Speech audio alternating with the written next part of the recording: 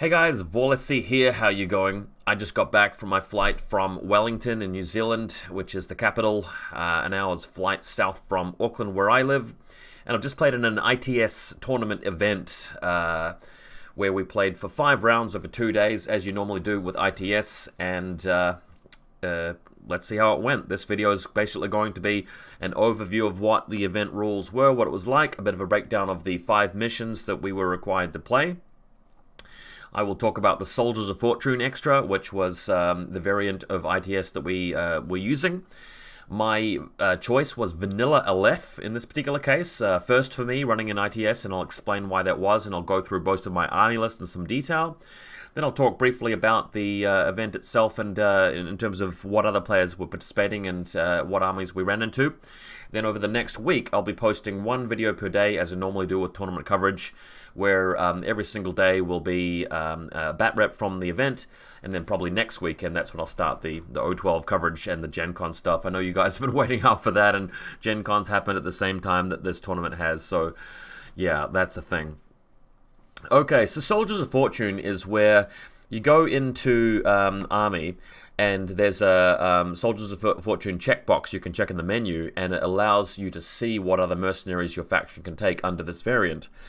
And the idea is that you can take, I think it's up to 75 points worth of mercenaries that your faction can't normally take, and to do that, to have the ability to do that, you've got to forfeit 1 SWC point, so there is a cost to it. So, overwhelmingly, I think the meta for Soldiers of Fortune and the faction that benefits most from it is clearly Vanilla Pan-Oceania, because Joan of Arc allows you a +1 SWC anyway, so it's basically a free rolling on the house SWC, which you can use for the mercs. And she makes the irregular mercs into regular troopers, apparently, and that was the ruling. I'm not really sure whether it's fair to play it that way, but the thing is, Joan of Arc can take, in addition to her Helots and her whatever it may be, her War Corps and her Monstrucker and her Tech B, she can take another couple of War Corps, and she can take all this extra stuff that would normally be irregular, whether it's Saito or McMara, and they become regular troopers. William Wallace can do it as well, but he's got to spend that SWC at the end of the day, and Pano benefits more from the smoke and the extra close combat specialists than Caledonians do. So, yeah, it's a big leg up for Pan-Oceania. My choice of Aleph was because Aleph don't have access to those mercs, and they don't have anything that's particularly similar to the mercs. Well, I guess some of the Greek stuff is, but more importantly, my decision to play Aleph was because of the missions. So we're playing Tic-Tac-Toe, Hunting Party, Show of Force, Engineering Deck, Transmission Matrix, and this is a weird lineup because if you look at it, Tic-Tac-Toe, you really need an Evo repeater, right? Because you get the +3 for the buttons. If you're going Transmission Matrix, an Evo repeater really helps if you're trying to win the hacking war, otherwise you don't want to take it, otherwise it just gets killed. So, interesting sort of dichotomy there. Show of Force, you want to tag, because you maximize the objective points for having the tag in the middle, but Transmission Matrix, you don't want to tag, because it's just going to get possessed and hacked. And then the other missions, Hunting Party is one where you've got to have that careful balance of, lots of specialists versus not enough. And Engineering Deck, well, that's sort of similar to Transmission Matrix, but without the repeaters, really. You're trying to move on to those consoles and take them at the end of the game, rather than game rounds 2. And what I came up with was the following principles. First of all, Aleph is capable of running a list that has a lot of competent stuff, but without being hackable if you want, especially with mercenaries. So, if you've got Nagas and Dazyus and Krakot Renegades and Posthumans, these guys do very well in Transmission Matrix without being hacked.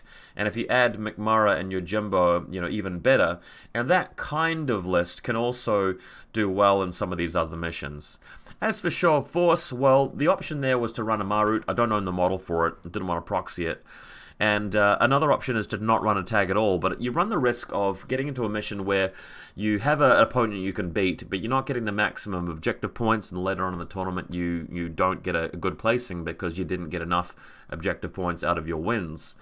So I'm thinking there, Scarface, even though he's a terrible tag, is a reasonable inclusion so long as he's treated like an aero heavy infantry trooper that is just going to tank a lot of the time in the other missions, but then in show of force be the guy that just runs out and does the scoring. The thing there also is that you've got Cordelia, who's an engineer, and in some of your lists, you may not even need a Sophitect if all you're really going to be doing is engineering. So she takes the job of reviving the Dakini HMG, for example, and if all of your other stuff is dogged NWI, that kind of thing, you're not really going to be doing a lot of doctoring. So that's my thinking. And the more I started to sort of go over that in my mind, I started to put some lists together which I liked better than other lists that I'd written for OSS or Onyx, for example. I was initially going to go to this tournament with Onyx, then I changed my mind, thought about OSS, then I changed to Aleph and ended up running with it. So Tic-Tac-Toe, Hunting Party, Show of Force, Engineering Deck, Transmission Matrix. Don't really like these missions except for Tic-Tac-Toe. I think they're generally kind of weak and generally favor taking second. And some of these missions favor some factions more than others. Take a look at Hunting Party.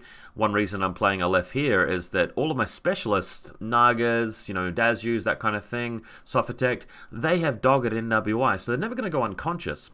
The thing about that mission is that apparently you can render your enemy specialist unconscious, then stun it or immobilize it, and it's hunted down. But if you do that while he's live, then you can just reset out of that or engineer your way out of it, and you're fine.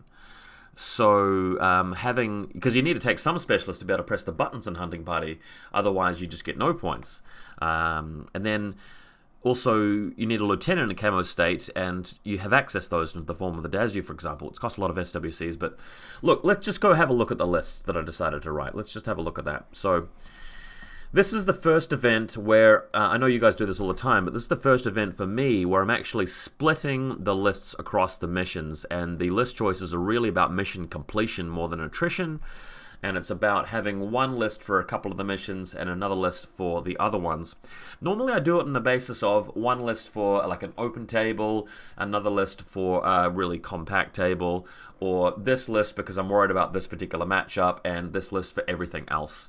This time it's just split up. So title of the list, number 1 for Hunting Party and Transmission Matrix specifically. So we've got McMurrah, of course, the best mercenary in the game at the moment. You pay 1 SWC to be able to have mercenaries, but it's worth it for him. 2 Krakot Renegades, 1 SMG, 1 Red Fury. Really love these guys on the left. So Hunting Party, they've still got pistols for hunting you down. And the amazing thing is that you can berserk your stun pistol into them and actually hunt them down that way. So Krakot's amazing for that. And amazing, every other mission anyway. Sophitect is a specialist, but again, NWI, it's going to be very hard to hunt it down. Your normal, Flash Pulse and Probots, as I always take. Dazyu Hacker, now, don't forget, this is going to be in Transmission Matrix, but I need one hacker to be able to take the remote. So the thing about the Dazyu is it's going to stay in hidden deployment and a marker state for most of the game, and just stay as a marker when moving into the objectives if my opponent is playing like nomads and tons of hackers. But against an opponent who has no hackers, then sure, you can come out and shoot things with your combi rifle. But really importantly, just going to be lending that 37 points to the zones that it needs to be in. And that's the Dazyu's job for Transmission Matrix. Hunting Party, though, staying in marker state, hidden deployment, so it doesn't get hunted down. And maybe in the last turn, if I can hunt something down with it, it's worth it. Same job of the Naga, really. Boarding shotgun, anti-personnel mines, there to help with Transmission Matrix defense. Hunting Party, well, it's not a specialist, but it can do some hunting down out in the midfield with its pistol, or just defend the back line. Obvious net rods, we've got the proxies. Multi-sniper rifle staple. Since I'm not taking the hacker because it would get killed in Transmission Matrix, I've just gone for the plain Mark V. Yes, it's a specialist, but again, it's got NWI, and it's a very good 10-point model with EM grenades, submachine guns, button pressing for, Hunting Party, whatever it may be. Dazyu Lieutenant is such a weird profile and such a strange pick for me, and because I'm putting 2 SWCs into it, it's such a heavy investment. And you look at this list and you go, where are the HMGs? Where are the guns? Is there anything that can actually kill people? And the problem with this is I'm relying too much on close range. I've got 1 Red Fury, but other than that, it's smoke and close combat and just button pressing. So this is a mission completion list. It's a very bad fighting list and attrition list, but I'm going to try and get away with it because these missions, Hunting Party and Transmission Matrix, are quite quirky. Yojimbo there, again, great for just hanging back and defending with his crazy koalas. That's partly why he's there. The smoke run also very good. He's in a separate list from McMurray, so they can both potentially move forward, plant a lot of smoke, get into close combat, trade off. And because these guys don't really interact with the hacking, they don't really interact with the mission hunting party that much, they're okay. And again, you know, you got a pistol there, so if Yojimbo comes into close combat with you, CC24 with Martial Arts 4 and your pistol, that's a hunted down, you know, person, right? So that's why these guys are there. So, strange list. You guys might question this. For any other mission set, just would think this is a rubbish list. But it can kind of work. Again, Transmission Matrix, you got your Dazzler Lieutenant, and all it's there to do is just to hold one of the objectives for as long as it can with 35 points. Your opponent doesn't know how many points are underneath that camo marker. They have a good idea, but they can't guarantee, you know, what's there, and that's the strength of it. So the other list, and this is the Scarface list, this is going to be for Deadly Dance, it's going to be for Tic-Tac-Toe, and it's going to be for Engineering Deck. So again, Scarface there, pretty much just for show of force, but I feel like I can use him in the other two missions because Joe can become a specialist. So Tic-Tac-Toe, you drive Scarface out there, shoot a few things, drop him out, he can actually catch that end game, you know, right at the end, deployment zone objective on their side. Engineering Deck, similar sort of thing. He can use the protection of the tag to go over their side of the table, drop him out, and actually press a button. Show of force, obviously you hide him for a while, repair him with Cordelia, then take the objective if you've won the game on attrition. Krakot Renegade, 2 SMGs, just your staple, really good Krakot. Probot, fine.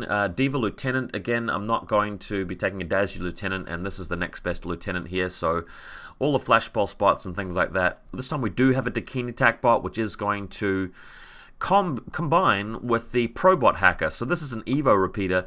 I want one of those because I'm playing Tic-Tac-Toe, and since I've already got the Evo repeater in the list, that may as well be what actually combos with the Dakini for assisted fire, allowing me to run the same setup of the proxies, so the Mark V with SMGs.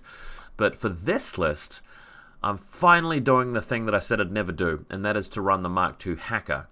The sniper is so much better, except for this one specific situation where it's show of force. And you've got that central objective. You know that your opponent is likely to take a tag. You know your opponent is going to move predictably with that tag into that objective. You can infiltrate and deploy nearby in some hiding spot and just wait for the last turn, and then hit that tag with a total control and possess it. Devastating. So because of that mission and that possibility, I've genuinely felt that this hacker is the way to go. Interestingly, if you're really feeling ballsy and confident, you could run this list for Transmission Matrix. If you're expecting your opponent to be the kind of person that goes, everybody's going to play the meta of not taking any hacking, so I'll just take some hackable stuff anyway, and then you show up with your Assault Hacker. A bit risky though, because any old killer hacker is going to wipe it out. But again, show of force, it's amazing for that. And then looking at the other ones, you got Tic-Tac-Toe, okay, cool. Button pressing for the hacker, fantastic. And Engineering Deck, again, that hacker, fine. People are going to be moving to the central room.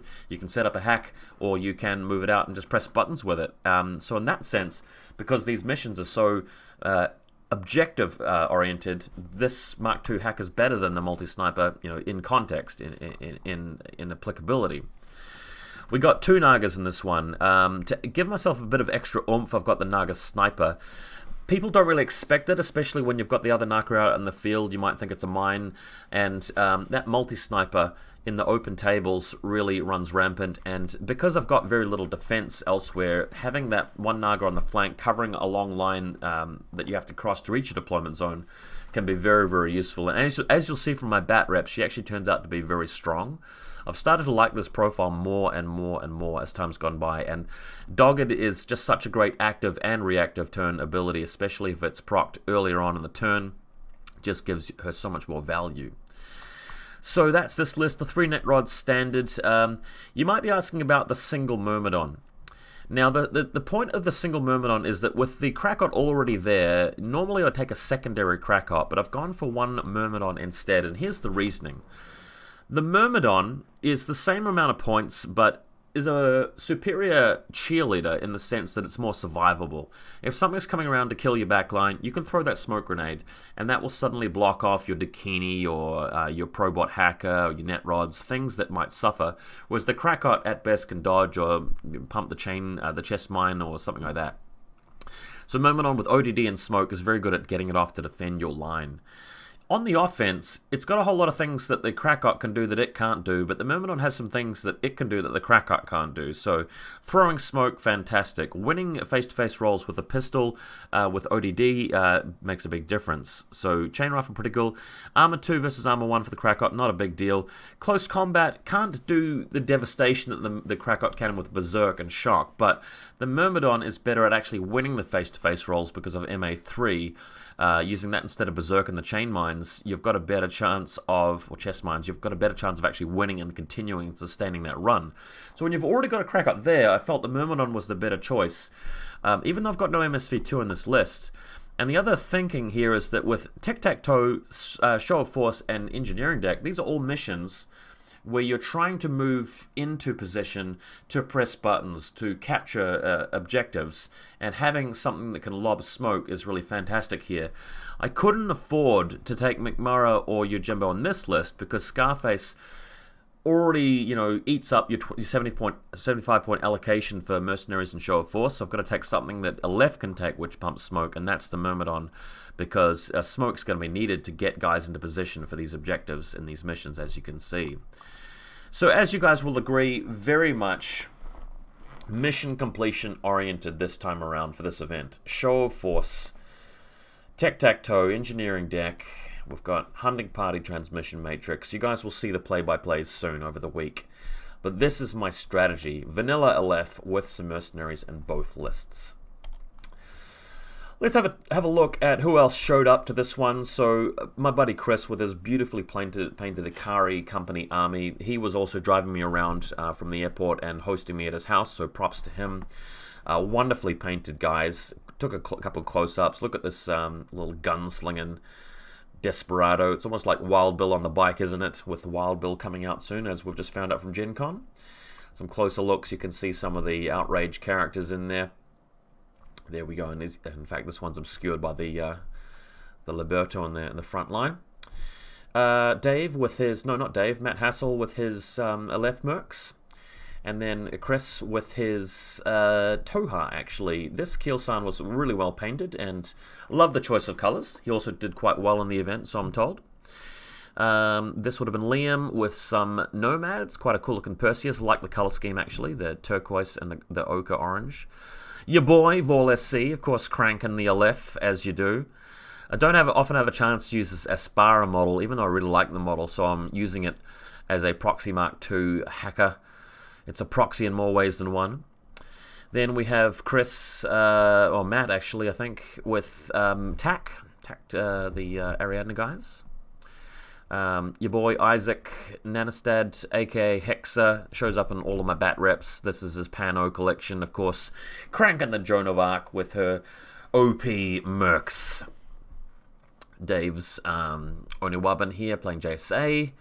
We had Varuna. This is Thomas. Really nicely painted Varuna army with the cutter in there. I didn't get to play against the cutter. And then me just playing around with Chris's models while he wasn't looking, just showing you a pose of this Desperado firing at some other Kaisatsu. So this was really, really cool. Yeah, so enjoy this tournament. Over the next 5 days, I'm going to tell you how it went by the play-by-play. There were some very interesting games that you will see. One or two one-sided games, but a couple of games where there's a bit to learn and quite a lot to pick up. So, yeah, stick around, check out my page each day in the coming week, and then, of course, next weekend we'll start talking about the O12 and Gen Con stuff. So, yeah, you know what to do, guys. Stay tuned.